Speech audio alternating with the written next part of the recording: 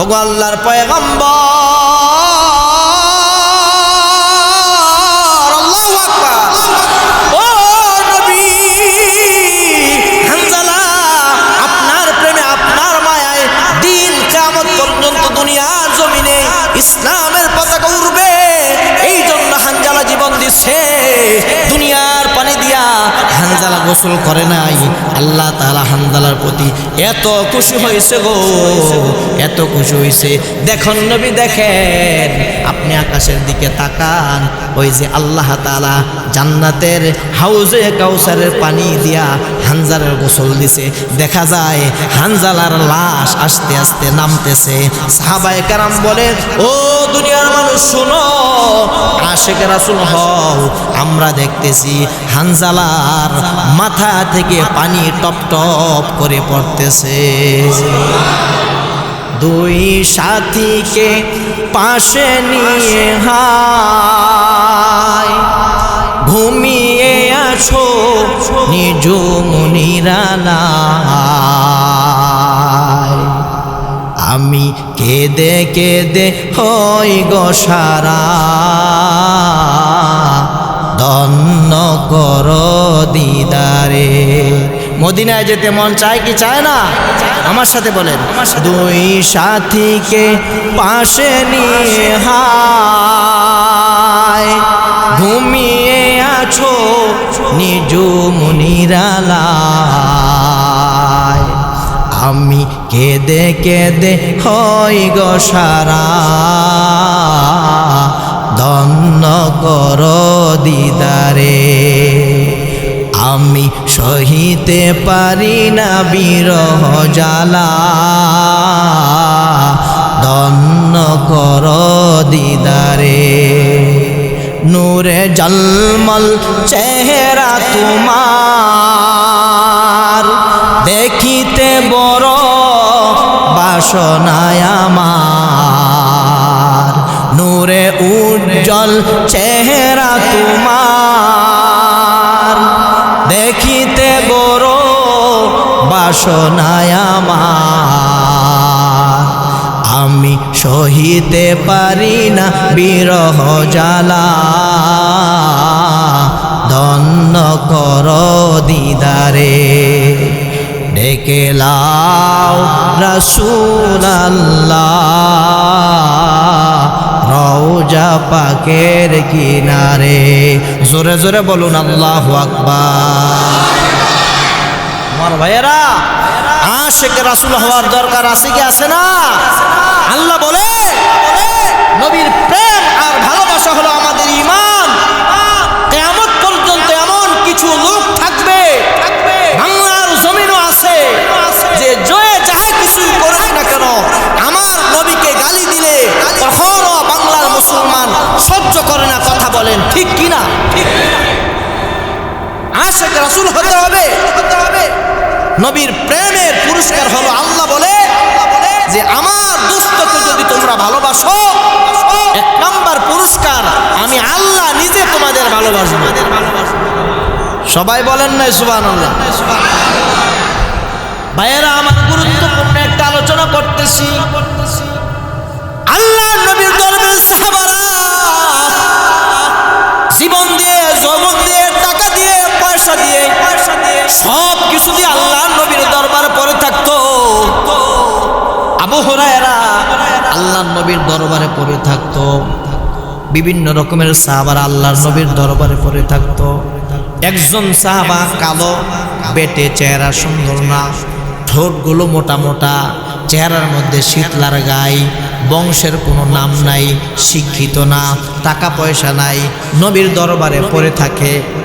আল্লাহ নবী কয়, এরে সাদ, বয়স তো হয়ে যাইতেছে। একদিন মস্কারা করে নবী কয়, সাদ রে, বিবাহ করবার মন চায় কিনা? সাদ চোখের পানিগুলো ছেড়ে দিয়ে বলতেছে, নবী গো, আমার টাকা নাই, পয়সা নাই, শিক্ষাগত যোগ্যতা নাই, দেখেন আমি বেটে, আমার পাগুলো মোটা মোটা, ঠোঁটগুলো মোটা মোটা, চেহারার মধ্যে শীতলার গায়ে, যেই জায়গায় বিয়ার প্রস্তাব দেই গো নবী, কেউ তো বিয়া দিতে চায় না।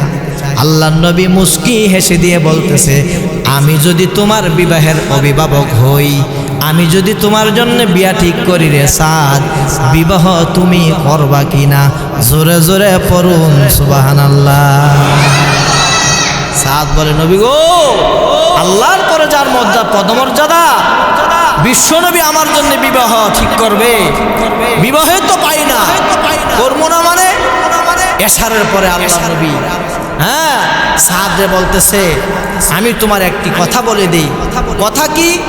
আগামীকালকে ফজরের পরে হুরে মাদিনা নামে একটি মেয়ে আছে, বড় লোকের মেয়ে, পয়সা অনেক বেশি, এবং কি টাকা পয়সা বেশি, নাম দাম আছে, গোত্রের অনেক বড় পরিচয়, বাবাও ধনাঢ্য, মেয়ে সুন্দরী, শিক্ষিত, তার উপাধি হুরে মাদিনা। তুমি ফজরের পরে শুধুমাত্র গিয়ে বলবা যে আল্লাহর নবী আমাকে আপনার মেয়ের জন্য পাত্র নির্ধারণ করছে, আমাকে বলছে আপনার মেয়েকে আমার কাছে বিবাহ দেওয়ার জন্য। সুবহানাল্লাহ পড়ে। আমার ভাইয়েরা, বাবারা, অনেক সময় দেখা যায় ছেলে যদি একটু শ্যামলা হয়, একটু বেটে হয়, শিক্ষাগত যোগ্যতা থাকলে মা বাবা কি রাজি হয়। অনেক সময় দেখা যায় টাকা পয়সার দিকে চাইয়া মা বাবা রাজি হয়, অনেক সময় বংশের দিকে তাকাইয়া মা বাবা রাজি হয়। কিন্তু সাদ রাদিয়াল্লাহু তাআলা তো কিছুই নেই। বিবাহের কথা যখন বলছে, সারা রাত্র ঘুম নাই, কোনো মতে ফজরটা পড়ে সহজ সরল মানুষ সাহাবায়ে কেরাম, যদিও ওপর দিয়ে কালা কিন্তু ভিতরটা তো কি বালা, অন্তর পরিষ্কার, কথাবার্তার মধ্যে কেমন কোনো ডিজাইন নাই। আমরা তো কথাবার্তা ঘুরায় পেঁচায় কত রকমের কত কৌশল করে বলি। ডাইরেক্ট গিয়া বলতেছে, হুরে মাদিনার বাবা বাড়িতে আছেন? হ আসি। কে এত সকালবেলা?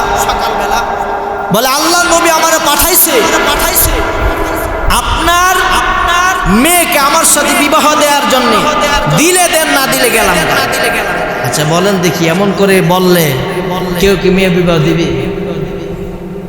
প্রথম চেহারার দিকে তাকাই তো মেজাজটা গরম। আইরে মেয়ে শিক্ষিত, ধনাঢ্য ব্যক্তি, হুরে মাদিনা উপাধি আল্লাহ দিয়েছে, হ্যাঁ সব কিছু মিলায় জিলায়া, এখন হ্যার তো কোনো কিছু কন্ডিশন নাই, কেমনে দেহে সাহসটা করলো কেমনে?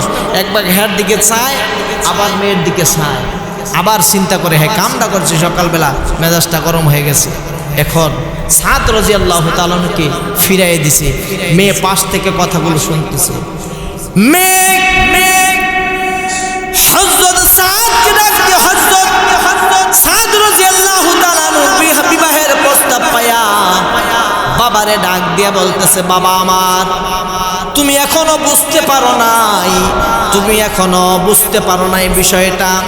আল্লাহর পরে যার পদমর্যাদা, ও বাবা, আল্লাহর কসম করে বলি, তুমি জাহান্নামের আগুন থেকে বাঁচার জন্যে, আমারে বাঁচানোর জন্যে আল্লাহর কসম করে বলি বাবা, সাদের টাকা নাই, পয়সা নাই, শিক্ষাগত যোগ্যতা নাই, কিন্তু আল্লাহর পরে যার পদমর্যাদা, বিশ্ব নবী সেই পাত্র আমার জন্য ঠিক করেছে, ওই পাত্রর চাইতে উত্তম পাত্র আর জমিনে হতে পারে না। কথা বলেন ঠিক কিনা?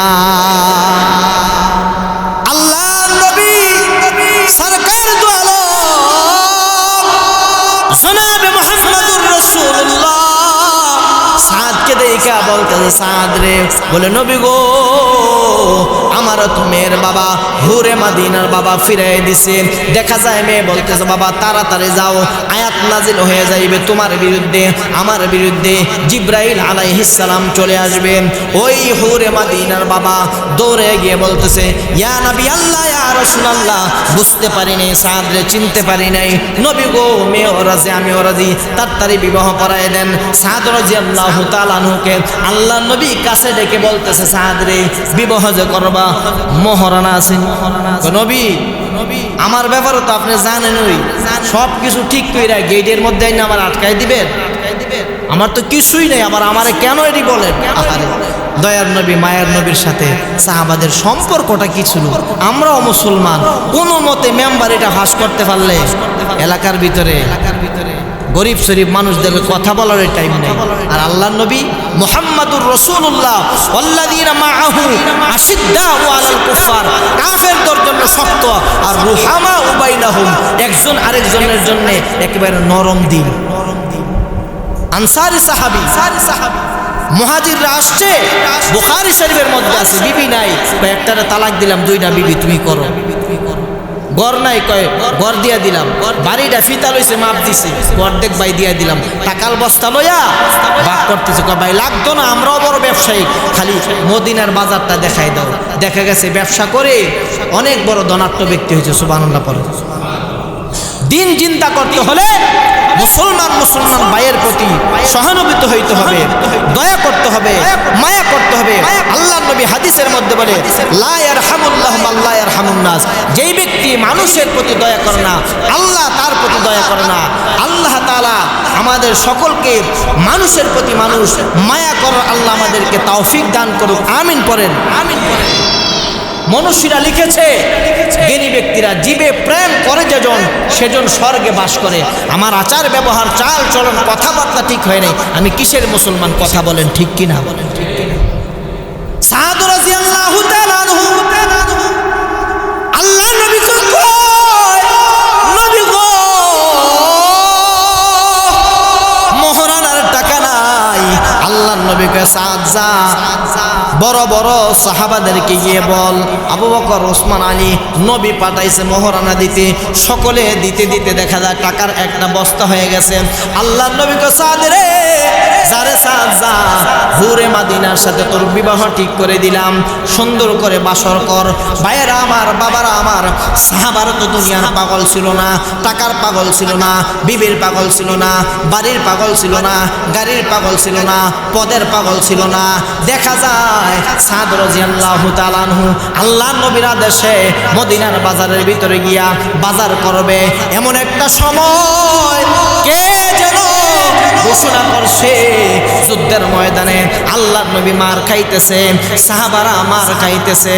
ওই সাদ দোকানদার রে বলে, এ দোকানদার, আমি আমার মনের সাথে বোঝাপড়া করছি, দুনিয়া ভোগ বিলাস আরাম আরাস আয়েশ আমার লাগবে না, হুরে মাদিনার বাসরে আমি যাবো না, আমি আমার মনের সাথে বোঝাপড়া করছি। দোকানদার বাইরে, আমার একটি তুমি কালো কাপড় দাও, আর একটা ঘোড়া দাও, আর একটা তরবারি দাও, এলো টাকার বস্তা। হযরতে সাদকে আল্লাহ নবী দেখলে ফিরে দিবে, যার কারণে এমন ভাবে চেহারাটা হযরতে সাদ বাঁচছে। দেখা যায় ঘোড়ার উপর সওয়ার হইয়া তরবারি লইয়া এমন ভাবে আল্লাহ নবীর প্রেমিক আশিক রাসূল সাদ হুরে মাদিনার বাসর ঘরে না যায়া বীর বিক্রমে ঘোড়া দৌড়াইতেছে। ঘোড়া দৌড়ায়া কাফেরদের সাথে দুইকা এমন ভাবে কাফেরদেরকে হত্যা করতেছে, কাফেরদেরকে জাহান্নামে পাঠাইতেছে। সাহাবায়ে কেরাম দেখতেছে, আল্লাহর নবী দেখতেছে, কে এইটা মুখ বাঁধা এমন ভাবে যুদ্ধ করতেছে। দেখা যায় হযরতে সাদ কাফেরদের মাঝখানে ঢুকার কারণে একটা আঘাত সাদের পায়ে লাগছে, সাদ নিচে পড়ে গেছে। কল্লার মধ্যে আঘাত করছে, পিঠের মধ্যে আঘাত করছে, মাথার মধ্যে আঘাত করছে। আস্তে আস্তে করে সাদের দেহটা থেকে প্রাণটা বাহির হয়ে গেছে। নিথর দেহ যুদ্ধের ময়দানে পড়ে আছে। দয়ার নবী মায়ার নবী সাহাবাদের লাশ খুঁজতে গিয়া একটা লাশ উপর হয়ে পড়ে আছে। আল্লাহর নবী লাশটাকে, চেহারাটাকে এদিকে বাসায় দেখে চেহারার ভিতরে কাপড় বাঁধা। কাপড়টা খুলে দয়ার নবী মায়ার নবী সাদের লাশটারে বুকে লইয়া আল্লাহর নবীকে, ও সাদ, আমি না তোরে হুরে মাদিনার বাসরের মধ্যে পাঠাইছি। সাদ রে, তুই তো অন্য যুদ্ধে শরীক হইল পারতি, আমি তোরে অনুমতি দিছি। আল্লাহর নবী হযরতে সাদের লাশটা লইয়া মুখে চুমু খায়, কপালে চুমু খায়। আল্লাহর নবীর বুকের সাথে বুক মিলায় সাদের চেহারার ভিতরে হাত বুলাইতেছে। অন্য সাহাবারা কান্না জড়িত কণ্ঠে নিজেদেরকে নিজেরা বলতেছে, আরে দয়ার নবীর মায়ার নবীর মরার পর তুমি আদর পাইতেছো, এমন একটা লাশ যদি আমরা হইতে পারতাম, তোমার মতো যদি শহীদ হইতে পারতাম। আল্লাহ নবী ছোট বাচ্চাদের মতো হাউমাউ করে কাঁদতেছে, সাহাবারা কাঁদতেছে, কঠিন একটা পরিস্থিতি। দয়ার নবী মায়ার নবী দেখতেছে, কাদার ফাঁকে দিয়া আস্তে করে মুস্কি একটা হাসি দিয়ে ফেলেছে। আরো জোরে পড়েন সুবহানাল্লাহ। সরকার দু আলম জনাব মুহাম্মদুর রাসূলুল্লাহ সাল্লাল্লাহু আলাইহি ওয়াসাল্লামকে সাহাবায়ে কেরাম প্রশ্ন করলো, ইয়া নবী আল্লাহ, ইয়া রাসূলুল্লাহ, ইয়া হাবিবাল্লাহ, ওগো পয়গম্বর, আমরাও কাঁদতেছি সাদের জন্যে, আপনিও কাঁদতেছেন সাদের জন্যে। নবী গো, ঘটনাটা বুঝলাম না, কান্নার ফাঁকে দিয়ে আপনি কেন মুস্কি হাসি দেন? আল্লাহর নবী দয়ার নবী মায়ার নবী কয়, ও আমার সাহাবারা, আমি নবীর আশিক রাসূল যারা হয় আখিরাতে না রে, দুনিয়ায় থাকতে আল্লাহ তাআলা তাদেরকে পুরস্কার দেয়। আমার সাদ আশিক রাসূল হইয়া আমার জন্য জীবন দেওয়ার কারণে আমার আল্লাহ তাআলা এত খুশি হয়েছে, এত খুশি হয়েছে। তোদের তো অন্তর চক্ষু খোলা নাই, আমার তো অন্তর চক্ষু খোলা। আমি দেখতেছি রে, হুরে মাদিনারে ত্যাগ করার কারণে আল্লাহ তাআলা রে ওই সাদের জন্য হাজার হাজার হুর আল্লাহর জান্নাত থেকে আল্লাহ পাঠায় দিছে। হাজার হাজার হুর আইসা কে কার আগে সাদের মতো এমন ভাগ্যবান ব্যক্তিটার স্বামী বানাইবে, টানাটানি আরম্ভ করছে। টানাটানি করতে গিয়া একটা হুরের হাঁটুর উপরে কাপড় উইটা গেছে। আমি দয়ার নবী মায়ার নবী এই দৃশ্য দেখিয়া কান্নার ফাঁকে দিয়েও মুস্কি হাসি দিয়ে ফেলেছি। জীবনে হবে কি তোমার দিদার ইয়া রাসূলুল্লাহ, বলেন আমার সাথে, জীবনে হবে কি তোমার দিদার ইয়া রাসূলুল্লাহ, তোমার জিয়ারতে যায় হাজারো হাজি মাদিনায়, সবাই কি তোমারি দিদার পায় নবীজি ইয়া রাসূলুল্লাহ, জীবনে হবে কি তোমার দিদার ইয়া রাসূলুল্লাহ, সে আশায় রয়েছি আমি গুনাহগার ইয়া রাসূলুল্লাহ, জীবনে পাব কি তোমার দিদার ইয়া রাসূলুল্লাহ, ওয়া ইন্নাকা লা'আলা খুলুকিন আযীম।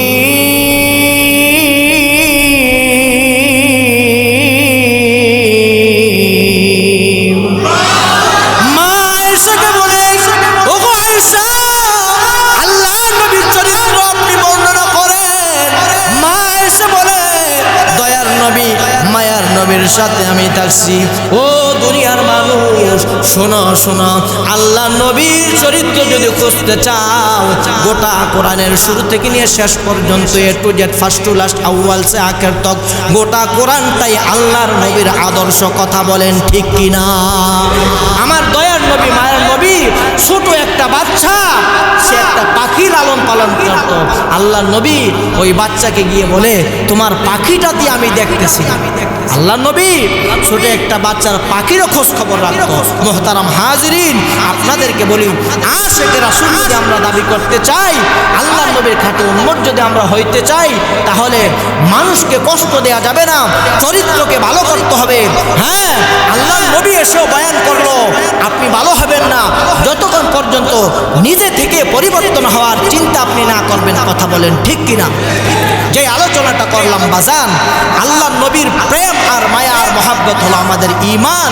আমরা যদি ঈমানদার হতে চাই, আশিক রাসূল হতে চাই, নিঃস্বার্থভাবে আল্লাহ নবীকে ভালোবাসতে হবে, আল্লাহ নবীর ইজ্জতের পাহারাদার হতে হবে। আল্লাহ তাআলা আমিন সহকারে আমাদের সকলকে আশিক রাসূল হয়ে কবরে যাওয়ার আল্লাহ তৌফিক দান করুক। সবাই পড়েন আমিন।